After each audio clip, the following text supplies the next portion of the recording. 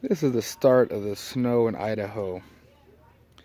Start of this white shit coming down. So far, I really don't like the snow.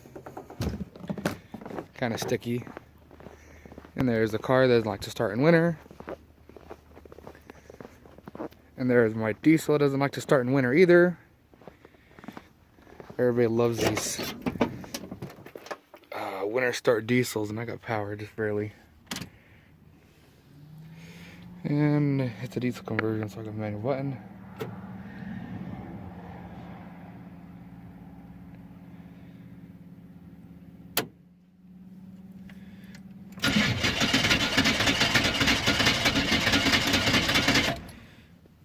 And I haven't ran this truck in about 5 days.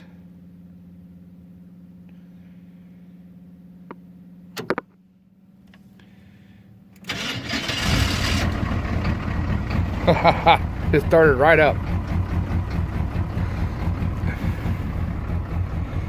And this is an older truck, you know, it's rolled over 3 times. But this is 2-wheel drive. And of course, it would not even start if it's not plugged in. Double saddleback, you know, it's a camper special, 3x3. Great for everything. Anyway, that's my hard start video of a diesel.